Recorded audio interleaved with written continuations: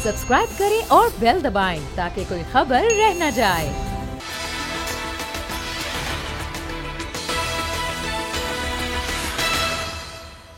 अस्सलाम वालेकुम, मैं हूं फैसल अजीज खान। हिंदुस्तान का एक ऐसा चेहरा दिखाया है यूरोपीय यूनियन की डिस इंफॉर्मेशन लैब ने, जो इससे पहले किसी ने नहीं देखा था। 750 जाली मीडिया हाउस के बारे में रिपोर्ट दी है, बीबीसी ने उसके ऊपर डिटेल रिपोर्ट दी है। पाकिस्तान में उस तरह से उसको डिस्कस नहीं किया गया जितना डिस्कस किया जाना था। उस पर हम बात करेंगे। एक अहम डेवलपमेंट ये हुई है कि जूनागढ़ स्टेट जो पाकिस्तान का हिस्सा करार दे दी गई है, मौजूदा हुकूमत ने पाकिस्तान के मैप के अंदर शामिल कर दी है। उसके वज़ीर आज़म मुकर्रर कर दिए गए। वज़ीर आज़म कौन हैं? अब पाकिस्तान जूनागढ़ स्टेट का वज़ीर आज़म बनाने के बाद अब आगे स्टेप्स क्या होंगे, ये भी बहुत बड़ी डेवलपमेंट है। हिंदुस्तान को बहुत परेशानी है। लेकिन पाकिस्तान में अंदर अगर हम देखें तो अपोजिशन मुसलसल जलसे कर रही है, जलसे। और ये आखिरी कैंपेन का जो आखिरी जलसा है वो कल लाहौर में होने जा रहा है। इस्तीफे दिए जाएंगे, इस्तीफे दिए जा रहे हैं। अभी कायदीन को दिए जा रहे हैं, शायद स्पीकर्स को भी दिए जाएं। अगर स्पीकर्स को दिए जाएंगे तो मंजूर हो जाएंगे। इमरान खान कहते हैं हम मंजूर कर लेंगे, ज़मीनी इंतखाबात होंगे और ज़ाहिर है अपोजिशन फिर जिस तरह उसने किया है उसका मुकाबला होगा। दूसरी जानिब अदालतें बन रही हैं, नैब अदालतें बन रही हैं। पाकिस्तान पीपल्स पार्टी ने जो मुकदमात अपने दौर के अंदर मुस्लिम लीग नून पर दर्ज कराए थे, करप्शन के रेफरेंसेस बनाए थे और मुस्लिम लीग नून ने पीपल्स पार्टी के खिलाफ बनाए थे, वो अदालतों के अंदर होना है, फैसला होना है। लेकिन कल क्या वाकई बहुत बड़ा दिन है? क्या वाकई हुकूमत गिर जाएगी? और ये जो वफाकी काबीना के अंदर तब्दीलियां आई हैं, ये घबराहट हैं, ये शेख रशीद साहब को वजारत दाखिला का कलमदान देना, क्या इससे बहुत बड़ी कोई तब्दीली आ जाएगी? मुकदमात दर्ज होंगे, कोई डंडे बरदार जलूस निकलेंगे, कोई अमलाक को नुकसान पहुंचेगा, होगा क्या? हुकूमत जो है वो जो SOPs हैं उनके ऊपर अमल दरामद करवाएगी और लोगों को गिरफ्तार करेगी जो बाहर निकलेंगे, जो इज्तिमा करेंगे, या स्पेस दे देगी?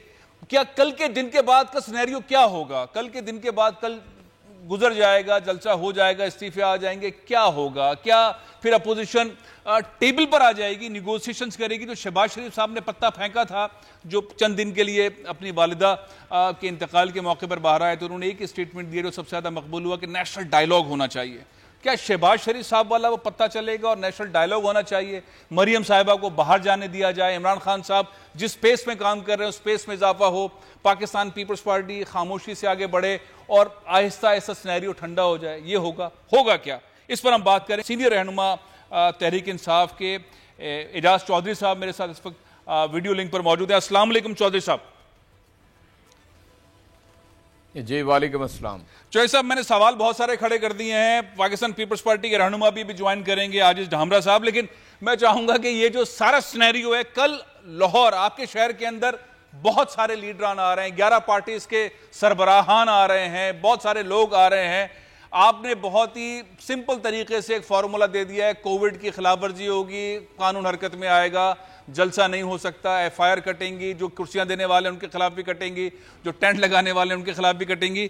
SOPs पर अमल दरामद तो चौधरी साहब पाकिस्तान में कहीं भी नहीं हो रहा। जलसे पर इतना पाबंदी करवाने की क्या वजह है? जी बहुत शुक्रिया। पहली गुजारिश तो ये है कि ये बेचारे लाहौर देखने आ रहे हैं और लाहौर के अंदर दिलों में इतनी वसअत है कि जो भी यहाँ पर आएंगे लाहौर खुशियाँ उन्हें देगा।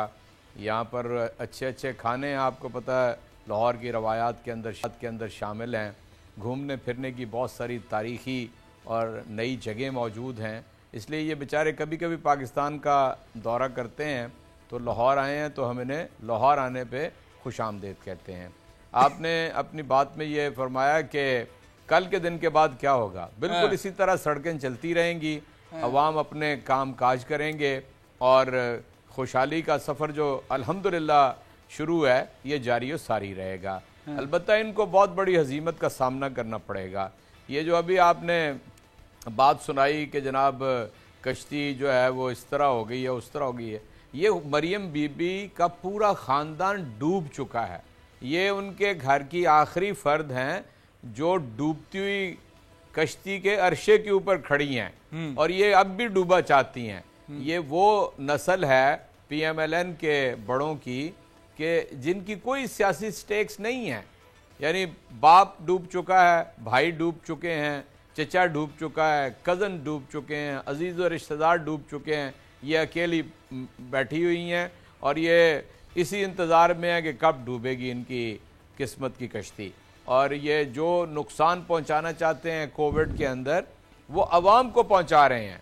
आप मुझे बताइए, तहरीक इंसाफ की तो पूरी तारीख जलसे और जुलूसों से भरी हुई है। परेशानी तो उसको हो, मिसाल के तौर पे मुझे तारीख के अंदर याद नहीं है कभी भी, मैं लौरिया हूं, कि नवाज कभी मीनार पाकिस्तान पे जलसा किया हो, मरियम ने कभी यानी किसी और ने इनमें से किसी ने जलसा किया हो, तो ये मीनार पाकिस्तान पे जलसा कर नहीं सकते। चोई साहब, मैं आपकी तरफ आता हूं, आपने सारी चीजों को बहुत एक्सप्लेन कर दिया और मरियम साहिबा मुस्लिम लीग नून की आखिरी सियासी रहनुमा हैं आप कह रहे हैं, और कल उन्होंने जिस तरह का माहौल बनाया है, लाहौर के अंदर मुस्लिम लीग नून का सबसे बड़ा इज्तिमा होने जा रहा है और इस इज्तिमा के ऊपर ही डिपेंड करता है कि ये पार्टी किस तरफ जाएगी। राना सनौल्लाह साहब इस वक्त मेरे साथ मौजूद हैं। राना साहब अस्सलाम वालेकुम। कल के दिन के बाद क्या होगा? कल का दिन, कल बड़े लीडरान, सारा फोकस, सारी मेहनत आपकी अपने घर में है, आपके नजदीक क्या नताइज निकलेंगे कल के दिन के बाद? देखिए जी, पहली बात तो ये है कि 30 अक्टूबर 2011 के बाद जी इमरान न्याजी बजाते खुद और इसके जो दरबारी हैं वो बड़ी डींगे मारते रहे हैं कि जी देखिए हमने पाकिस्तान को जलसा कर दिया है, हमारे पाकिस्तान को और कोई जलसा कर नहीं सकता। इसकी तो कल हमने इनकी जो ये डींगे हैं ना, उनको बिल्कुल दया बुर्द कर देना है और कल इंशाअल्लाह ताला अच्छा मीनार पाकिस्तान पे उससे बड़ा 30 अक्टूबर 2011 से बड़ा जलसा होगा। अच्छा, और बड़ा ही जलसा। आवाज नहीं आ रही राणा साहब आपकी प्रॉपर, सिग्नल ड्रॉप हो रहे हैं, लाइन ड्रॉप हो गई। दोबारा राणा साहब जो बात कर रहे हैं उनसे पूछें कि आखिर कल के जलसे के बाद होगा क्या? जलसा तो हो जाएगा, जैसी तैयारियां नजर आ रही हैं पाकिस्तान पीपल्स पार्टी की भी, नून की भी, और हुकूमत ने भी जो अपनी तैयारियां की है, होगा एक मुकाबला होगा, हुकूमत हरकत में आएगी, पूरे SOPs पर अमल दरामद होगा, रास्ते में रुकावटें, तमाम चीजें, लेकिन जलसा हो जाएगा। चोई साहब, राणा साहब की बात कट गई, सिग्नल्स पूरे नहीं आ रहे, मैं कोशिश करूंगा दोबारा भी उनसे बात की जाए। ये जो सिनेरियो है जमहूरियत का, जिस स्टेज पे आप लाइन पे ले लें, राणा साहब आ गए। राणा साहब आप अब करें, क्या होगा कल के जलसे के बाद? याददाश्त जी, तो मैं ये अर्ज कर रहा था कि एक तो कल इंशाअल्लाह ताला लाहौर और पाकिस्तान की तारीख में जो है ये बहुत बड़ा जलसा होगा, जिसकी मिसाल इससे पहले नहीं होगी। और कल वहाँ पे लाहौर के लोग बिलखसूस जी और पंजाब और पाकिस्तान के नुमाइंदा लोग वहाँ पे बिलअमूम पहुँच के जी इस बात का फैसला देंगे, आइन और कानून की हुक्मरानी होगी। अच्छा, बाद में वोट की इज्जत और अवाम के फैसले को तस्लीम किया जाएगा, पाकिस्तान को आइन और कानून के मुताबिक चलाया जाएगा, ठीक है, कोई गैर सियासी मुदाखलत नहीं होगी। और यही वो वजह है कि जिस वजह से पाकिस्तान जो है वो अपने मसाइल के काबू नहीं पा सका, ठीक है, और अवाम को और जो खुशहाल नहीं हो सका, वो यही वजह है कि हमने अवाम के फैसले को कभी तस्लीम नहीं किया और अवाम के फैसले को रोकने, इसमें मिलावट करने और इसमें जो है वो इस्टेब्लिशमेंट अपनी वर्दी शामिल करने के दरकार रही है। कल इसके खिलाफ जो है अवाम जो है वो फैसला करेगी इंशाअल्लाह ताला। ठीक है, और अगर मुल्क है इसे आइन और कानून के मुताबिक चलाया गया तो इंशाअल्लाह आने वाले महीनों और सालों में जो है वो मुल्क आगे बढ़ेगा, अवाम खुशहाल होंगे, मुल्क खुशहाल होगा और लोगों के मसाइल। बिल्कुल ठीक है। राणा साहब, होगा क्या कल जलसे के बाद? क्या होगा? आप सारे इस्तीफे दे देंगे, कल फैसला होगा, स्पीकर्स को, सेनेट के चेयरमैन को स्पीकर देने का फैसला हो सकता है, ये हो जाएगा। अगले मरहल अगर देखे जाएं तो आपके पास ऑप्शंस क्या हैं? आपने बिल्कुल दुरुस्त बात फरमाई जो आपका एजेंडा है, लेकिन परसों क्या होगा? कल का दिन गुजरने के बाद परसों क्या होगा? मंडे मॉर्निंग क्या होगा? देखें, बात ये है कि ये गवर्नमेंट चल नहीं रही। अच्छा, ये गवर्नमेंट जो है ये इस वक्त भी जो है वो बन रही है, इसके कोई फैसले ना पर ये फैसले करने की पोजीशन में नहीं है। आप देख रहे हैं ना कि 2.5 सालों में इस गवर्नमेंट ने कोई पॉलिसी दी हो, कोई इन्होंने कोई लेजिस्लेशन की हो, कोई इन्होंने कोई मुल्क में कोई यानी। एक बार फिर राणा साहब की आवाज नहीं आ रही। चोई साहब, सवाल बहुत बड़ा है। महंगाई दी है इस गवर्नमेंट के अंदर, बेरोजगारी दी है इस गवर्नमेंट ने, बड़े ख्वाब दिए इस गवर्नमेंट ने, और वो ख्वाब अबीर वो नहीं हो सकी जिस तरह की इमरान खान साहब ने बात की थी। महंगाई बढ़ गई, बेरोजगारी बढ़ गई, वो चीजें पूरी नहीं हुई। अपोजिशन की बात जो है वो आवाम को दिल को लगती है कि आपने महंगाई बढ़ा दी, आपने जो है रोजगार नहीं दिया, आपने मुल्क के अंदर मुश्किलात पैदा कर दी। जवाब तो बनता है सड़कों पे निकलने का, किस तरह कंट्रोल करेंगे इन चीजों को? चोई साहब, लोग बड़े बाशऊर हैं जी। लोगों को पता है कि 2020 के अंदर पूरी दुनिया के अंदर दुनिया की मईशत बैठ गई है और तमाम शरह नमू मुस्बत होने की बजाय मनफी है। जो तरक्की याफ्ता ममालिक है वहाँ पर 10-10, 11-11% मनफी है। उसके बरक्स पाकिस्तान ने 2020 में मनफी नहीं बल्कि मुस्बत शरह नमू की तरफ किया है। पाकिस्तान की टेक्सटाइल इंडस्ट्री का रिवाइवल हुआ है। पाकिस्तान के अंदर कंस्ट्रक्शन इंडस्ट्री जिसके साथ 40 दूसरी इंडस्ट्रीज वाबस्ता है उनका रिवाइवल हुआ है। पाकिस्तान के अंदर कोविड के बावजूद 1.25 करोड़ खानदानों को 200 अरब रुपया, जो लोग मजदूर थे, दिहाड़ीदार थे, आम लोग थे, उनको कोविड के अंदर उनके घरों में बिला तखसीस मजहब, बिला तखसीस फिरका, बिला तखसीस सियासी वाबस्तगी उनके घरों में पहुंचाया गया। पाकिस्तान के अंदर आपको मालूम है कि सेहत कार्ड जो है वो केपीके में तमाम लोगों को दे दिया गया है। अगले साल के आखिर तक पंजाब के तमाम लोगों को दे दिया जाएगा। पाकिस्तान के अंदर पहली मर्तबा मेडिसिन कार्ड जो है वो जो रजिस्टर्ड पेशेंट हैं उनको दिया जा रहा है। इसलिए कोविड के बावजूद पाकिस्तान तो बेहतर हुआ है, तरसीलात ज़र बेहतर हुई हैं, पाकिस्तान की एक्सपोर्ट में इजाफा हुआ है, इंपोर्ट्स में इतना तवाज़न आया है कि मजमूई तौर पे हमने अपने खसारे को कम किया है। यानी एक डूबी हुई मईशत को लेकर यहाँ तक जो हम 2 सालों में पहुंचे हैं, तो मैं समझता हूँ ये किसी मौजे से कम नहीं है। मौजे से कम नहीं, लेकिन चोई साहब अपोजिशन को भी तो साथ लेके चलना चाहिए था ना। अपोजिशन को साथ लेके चले नहीं। चोई साहब, अपोजिशन को भी साथ लेके चलना चाहिए था, पार्लियामेंट में चलाना चाहिए था। पार्लियामेंट को आपने उस तरह नहीं चलाया। अगर अपोजिशन हो तो पार्लियामेंट में उसे साथ लेके जाना चाहिए। मैं इससे इत्तफाक करता हूं। अगर कोताही कोई रह गई हो, आज भी हम तैयार हैं पार्लियामेंट के अंदर अपोजिशन को साथ ले जाने।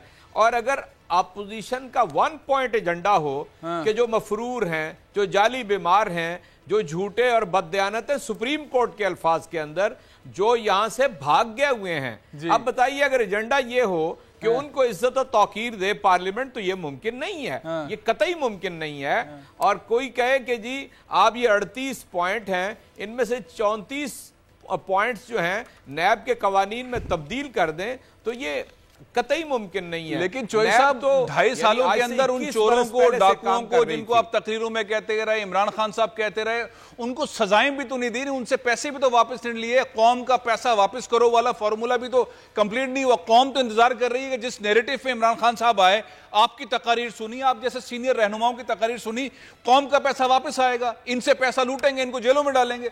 वो फार्मूला भी तो नहीं हो पा रहा ना।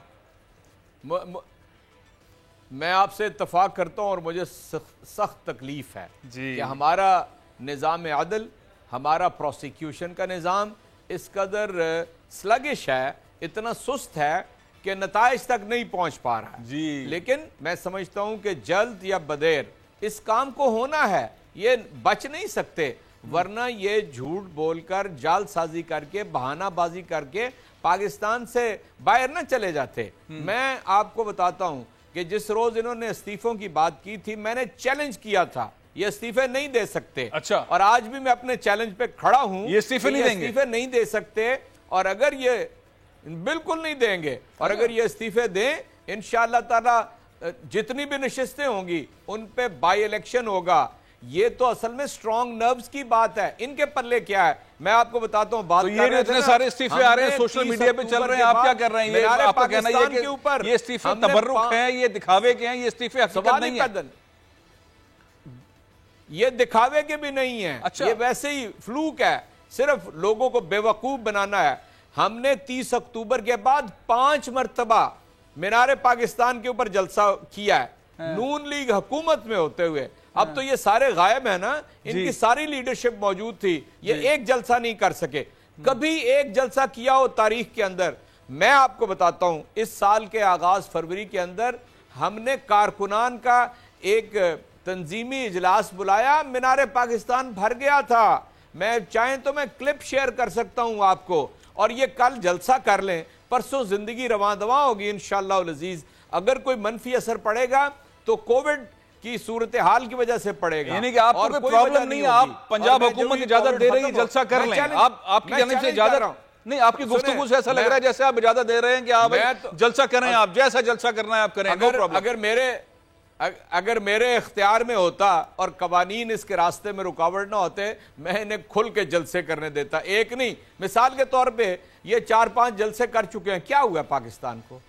इनकी अब ये खुद एक्सपोज हुए हैं, इनको पता चला है। मुझे तो हैरत है, हमारी उम्र के लोग हैं और एक लड़की के पीछे खड़े हैं जिसकी कोई पॉलिटिकल स्टेक्स नहीं है, कोई सियासी तरबियत नहीं है, उसके पल्ले सिरे से कोई, अगर वो साबिक मफरूर वजीर आजम की बेटी ना हो तो मैं चैलेंज करता हूं इनको भी ये बताएं उसकी क्या कंट्रीब्यूशन है सियासत के अंदर। इसी तरह दूसरे साहब जो हैं, अगर बीबी बेनजीर की औलाद ना हो, उनकी क्या पॉलिटिकल कंट्रीब्यूशन है? तो असल में मोहब्बत का भी मामला है, सियासत का भी मामला है, घरानों का भी मामला है, हमारे कल्चर का भी मामला है। जो लेकिन पीछे खड़े होते हैं। 126 दिन का जलसा के ऊपर एक धरना आपने भी लगाया था, उससे भी तो कुछ हासिल नहीं हुआ। आप समझते हैं जो इस्लामाबाद में इतना लंबा आप लोगों ने धरना किया, उससे आपको कुछ हासिल हुआ था? अच्छा, अल्हम्दुलिल्लाह क्या हमें हासिल हुआ था? हमें हासिल हुआ था, हम 2018 के इंतखाबात में इनको शिकस्त फाश दी है। हमने सियासी जद्दोजहद की थी और हम अल्हम्दुलिल्लाह उसके अंदर कामयाब हैं। मैं आपसे अर्ज करता हूं, इनको सियासी जलसे जुलूस करने से कोई मना नहीं करता। सिर्फ इनको यह कहा था कि कौम बेचारे लोग मर रहे हैं बीमारी के साथ, हमारे पास एक खास हद तक सहूलत है। आपने तो जो अस्पताल बनाए थे वो हमें पता ही है। अलबत्ता इनको ये नहीं मालूम कि उसके नतीजे में नुकसान होगा। प्राइम मिनिस्टर ने कहा जितने मर्जी जुलूस और जलसे निकालें, ये 1.5-2 माह निकाल दें, उसके बाद आप करते रहे। चोई साहब, आप लोगों ने मुल्तान के अंदर भी ऐसे ही किया। वो 1 दिन का जलसा था, वो 4 दिन के जलसों पे हो गया। वहां पे भी चारों तरफ निकलते रहे, गिलानी फैमिली चारों तरफ छा गए, उनको स्पेस मिला। और यहां पर भी आपने यही किया, आप जलसा देते हैं, SOP के तहत जलसा करें। चंद हजार जलसा SOP से हो नहीं सकता। अगर 300 की हाजिरी को महदूद कर दिया गया और SOP के साथ कर दिया गया है, शादियों को, ब्याहों को, स्कूल कॉलेज बंद कर दिए गए हैं, तो ये 300 लोगों का जलसा कर लें। कभी ऐसा SOP के तहत जलसा हो सकता है? यानी जो 4-5 रोज पहले यहाँ पर जलसे जुलूस निकाले गए हैं, फिर उसमें झमघटा जिस तरह का होता है, आप खुद ही देख लें उसके नतीजे में क्या होगा। अच्छा, तो कल क्या आप लोग क्या जो हुकूमत पंजाब करेगी होगा क्या? गिरफ्तारियां होंगी, लीडरान को गिरफ्तार करेंगे, कारकुनों को गिरफ्तार करेंगे, रास्ते में रुकावटें खड़े करेंगे, मीनार पाकिस्तान तक नहीं पहुंचने देंगे, ये सब कुछ होगा। फैसल साहब, जब कोई मुझसे ये सवाल करता है ना, तो मैं इन्हें बताता हूं कि 2014 में हमने जब ये रैली निकाली और इस्लामाबाद जा रहे थे, इन्होंने 3855 कारकुनान गिरफ्तार कर दिए, जेलों में डाल दिए, थानों में बंद कर दिए। हमने कोई चीखो पुकार नहीं की थी। भाई सियासी जिद्दोजहद का जेल, गिरफ्तारियां, मारपीट, लाठीचार्ज उसका हिस्सा है। हमारे ऊपर उस वक्त के मुकदमे कायम है, ये चीखो पुकार क्यों है?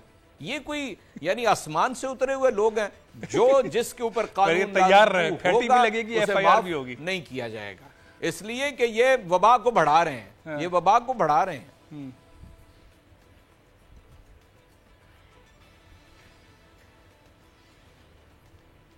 बहुत बहुत शुक्रिया, बहुत बहुत शुक्रिया। बात बिल्कुल क्लियर है, वबा को बढ़ा रहे हैं। पंजाब हुकूमत कानून को हरकत में लाएगी, जो लोग बाहर निकलेंगे उनकी गिरफ्तारी भी हो सकती है, उनको रोका भी जाएगा। अपोजिशन बहुत मुतहर्रिक है, उनके लिए कल का मार्का सबसे बड़ा मार्का है। जलसा तो जैसे तैसा हो जाएगा, लेकिन इन द एंड होगा क्या? क्या शहबाज शरीफ साली बात जो है वो सबसे आगे आएगी कि नेशनल डायलॉग होगा क्या? इस्तीफे होंगे नहीं, कल देख लेंगे सारी चीज़ को। लेकिन ब्रेक ले रहा हूँ, ब्रेक के बाद पाकिस्तान में खुशाइन चीज़ हुई है। एक एयरलाइन आई है, सियाल एयर, उसके सीईओ ने एक बहुत बड़ा ऐलान किया है, सारे पाकिस्तानियों के लिए बहुत ही हिम्मत देने वाली बात है। उनसे हम बात करेंगे और हम साथ में ये भी बात करेंगे कि एक रिपोर्ट आई है और वो report EU disinformation lab ने दी है हिंदुस्तान के खिलाफ, वो पाकिस्तान के खिलाफ क्या कर रहा था, इस पर हम बात करेंगे इस ब्रेक के बाद।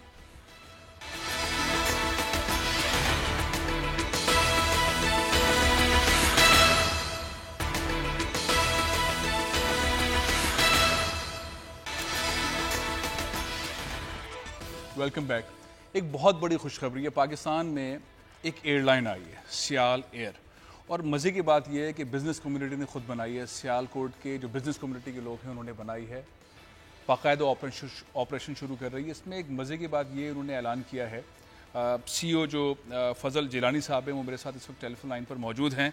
ऐलान ये है कि अगर कहीं भी पाकिस्तानी उसका इंतकाल हो जाता है तो उसकी मैयत अगर उसके आबाई शहर जानी है तो सियाल एयर बग़ैर किसी टिकट के, बग़ैर किसी फ़ीस के वो मैयत पहुंचाएगी। ये बहुत बड़ा एक ऐलान है। वैसे ही सियालकोट के लोग जो हैं वो खिदमत में, कारोबार में सबसे आगे होते हैं, अपना एयरपोर्ट बनाया, अपनी एयरलाइन लेकर आए। जिलानी साहब अस्सलाम वालेकुम। जी फैसल, क्या हाल है आपके? ठीक मैं बिल्कुल ठीक हूँ। एक तो पूरी कौम की तरफ से बहुत बहुत मुबारक हो आपको, एक बड़ा अच्छा कदम है, एकदम है। एक एयरलाइन खुद आपने बना ली है, सियालकोट के बिजनेस कम्युनिटी के लोगों ने अब वो शुरू कर रहे हैं, और उसमें पाकिस्तानियों का ख्याल रखते हुए अगर खुदा ना खास्ता कहीं पाकिस्तानी का कहीं इंतकाल हो जाता है तो उसकी मैयत की तरसील के मामले के अंदर कोई टिकट, कोई फीस नहीं ली जाएगी। ये आपका ऐलान, इसने बहुत मोहब्बत का एक रास्ता, एक हमदर्दी का रास्ता सारे पाकिस्तानियों में बढ़ा दिया है। अब ये ऐलान आपके जहन में कैसे आया? ये क्यों आपने सोचा कि ये खिदमत हमें करनी चाहिए? पहले तो फैसल बात यह है कि आपने मुबारक दी, आपका बहुत शुक्रिया। एयरलाइन हमने बनाई है पाकिस्तान की आवाम के लिए, पाकिस्तान के लोगों के लिए। एक हमने सोचा कि म्यारी सफरी सहूलत दें, और उसमें हमने खिदमत भी करनी है उन लोगों की जो मुस्तहिक लोग हैं।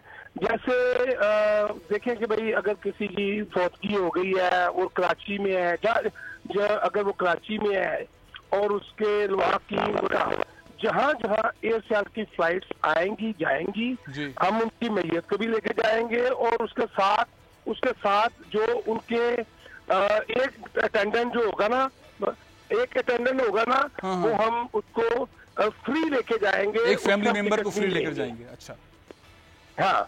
देखिए इशू ये है कि सियालकोट की बिजनेस कम्युनिटी ने पहले भी बड़े काम किए हैं, बहुत कुछ डिलीवर किया है। तो ये भी जब एयरलाइन बनाने का जो हमारे मकसद था ना पीछे, वो ये था कि हमने पाकिस्तान की को भी बचाना है, इकोनॉमी में भी हिस्सा डालना है। जैसे हमने एयरपोर्ट बनाया, और वहाँ से भी हम टैक्स, इस रीजन में हाईएस्ट टैक्स पेयर है हम, तो जो हमारा सियालकोट एयरपोर्ट है। तो जो एयरलाइन बनाने का मकसद ये था कि देखिए हम ओवरसीज पाकिस्तानी जो है, जो कि इस खित्ते में पंजाब के खित्ते से 29% हमारे खित्ते का हिस्सा है, तो वो लोग वेट कर रहे हैं कब एयर सियाल आएगी और हम इससे ट्रैवल करेंगे। बहुत जबरदस्त बात आपने की है। आपने पाकिस्तानियों के दिल एक बार जीत लिए हैं, एक बार फिर जीत लिए, और सारे पाकिस्तानियों की दुआएं आपके साथ है। बहुत बहुत शुक्रिया जिलानी साहब। एयर पाकिस्तान की खिदमत के लिए, पाकिस्तानियों का नाम आगे बढ़ाने के लिए आगे बढ़ रही है। एक और बहुत इंपॉर्टेंट मामला, मेरे साथ इस वक्त मौजूद हैं जिनके पास सबसे बड़ी खबर है। इंडियन एक स्कैम पकड़ा गया, 750 जाली मीडिया हाउसेस, NGOs, इदारे, वेबसाइट पकड़े गए हैं, और ये EU यूरोपीय यूनियन डिस इंफॉर्मेशन लैब की जानिब से रिपोर्ट जारी हुई है।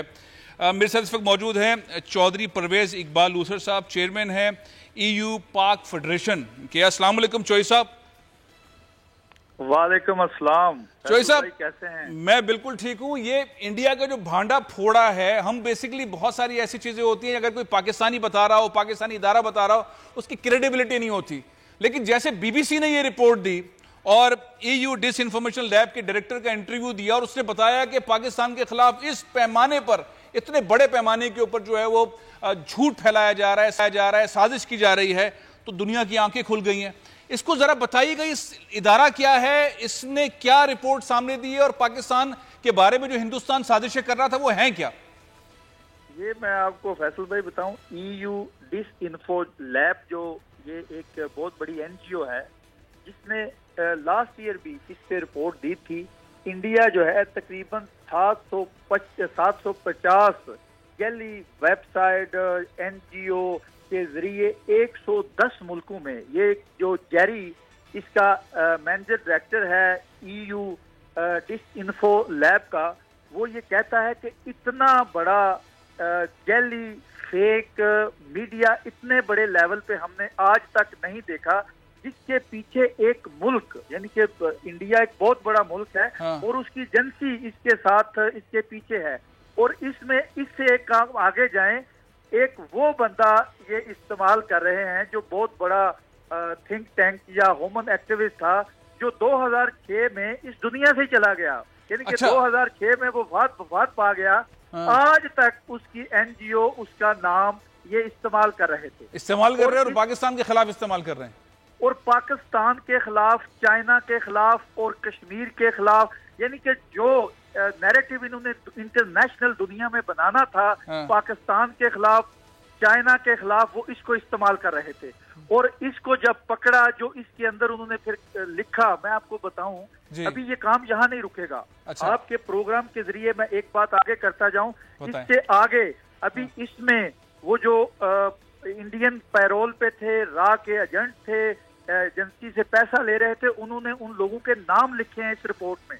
इसमें शौकत कश्मीरी जैसे, शौकत कश्मीरी, जमील मकसूद, जाहिद, ये ऐसे लोग हैं जो गिलगित बल्तिस्तान के नाम पे जैली NGO बनाकर, कश्मीर फ्री कश्मीर के नाम पे जैली NGO बनाकर, बलोचिस्तान के नाम पे जैली NGO बनाकर, ये सारी NGO जो है जो पाकिस्तान के अंदर पाकिस्तान के खिलाफ काम कर रही हैं, दुनिया भर के अंदर मीडिया को इन्फॉर्मेशन दे रही हैं, मीडिया हाउसेस बनाए हुए हैं।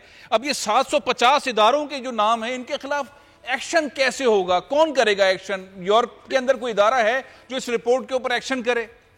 देखिए, एक बात तो सबसे पहले ये है कि अभी हमने इसको फॉलो करना है। अच्छा, हमने इसका फॉलो कैसे करना है? जैसे ओवरसीज पाकिस्तानी हम यहाँ रहते हैं, हमारी एम्बेसीज हैं, हमारे लोग जो यहाँ के अदारों में हैं, हमने अभी इस केस को आगे लेके जाना है। जैसे कि अभी 2 हफ्ते पहले हमारे फॉरेन मिनिस्टर ने और DGI SPRL ने अपनी प्रेस कॉन्फ्रेंस में जो दोसियर पेश किया है, अभी वो वक्त की बल्कि बड़ा हमारे टाइमिंग जबरदस्त है, गोल्डन टाइम है कि हम वो भी दोसियर ला के यहाँ पर यूरोपियन दारों को, यूरोपियन पार्लियामेंट, कमीशन, काउंसिल को और यूनाइटेड नेशन को दें। और सेम टाइम पे मैं आपको बताऊं कि यूरोपियन कमीशन में जो पाकिस्तान बासमती राइस का GTAC जो है, इसका केस भी इंटर हो गया है, गुलाबी पिंक नमक का भी इंटर हो गया है। अभी हमें ये है कि अभी नहीं तो कभी नहीं, फैसल भाई, हमें अभी इंडिया को, नरेंद्र मोदी को, उसकी दहशतगर्द फौज को, उसकी RSS को अभी नंगा करने का टाइम है। अभी टाइम आ गया। लूसर साहब, मैं एक और डेवलपमेंट भी आपसे शेयर करना चाहता हूं।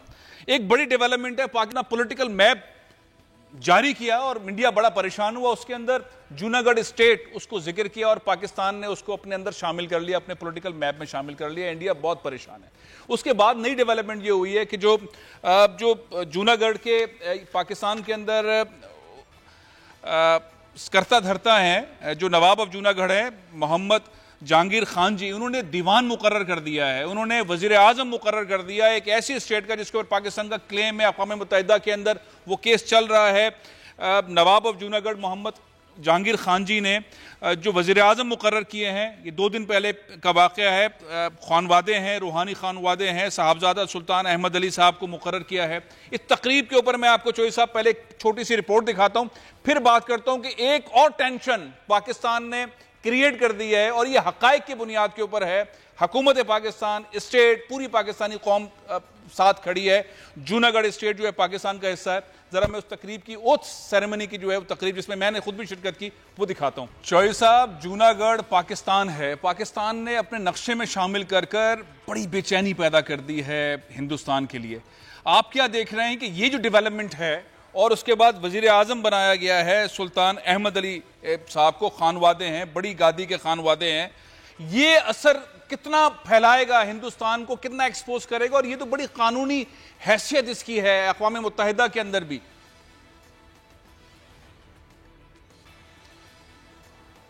चौधरी साहब से कॉल ड्रॉप हो गई है, दोबारा उनसे रब्ता कर रहे हैं। ये एक बहुत बड़ी डेवलपमेंट है, एक ऐसी डेवलपमेंट हुई है जो शायद जिसके बारे में पिछले 2-3 डिकेड्स के अंदर सोचा नहीं जा रहा था। हुकूमत पाकिस्तान ने, मुमलिकत पाकिस्तान ने ये फैसला किया कि जूनागढ़ के साथ जो एक पाकिस्तान का रिलेशनशिप था, जो कानूनी हैसियत पाकिस्तान की जूनागढ़ के साथ रही और जो नवाब ऑफ जूनागढ़ की हैसियत पाकिस्तान में है, उसे दोबारा वो हैसियत दी जाए।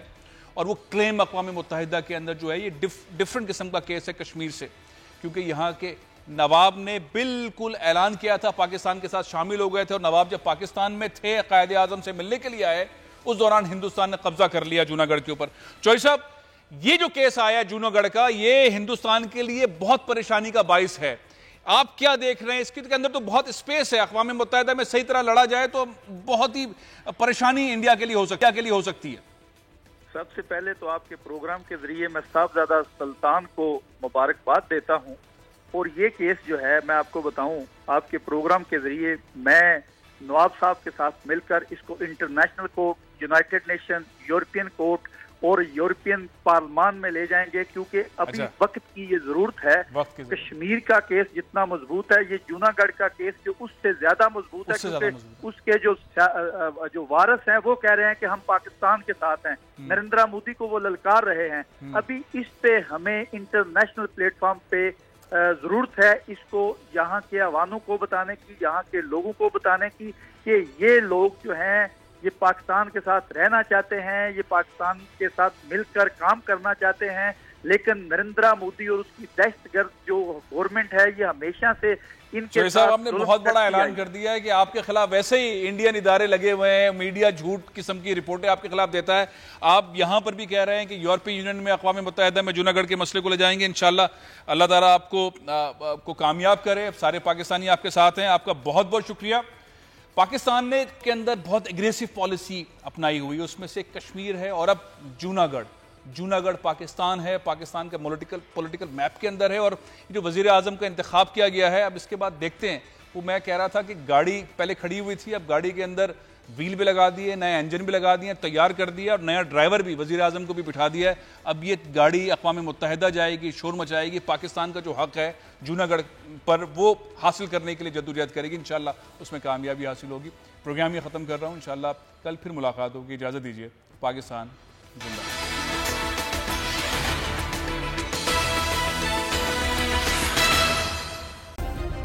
सब्सक्राइब करें और बेल दबाएं ताकि कोई खबर रह न जाए।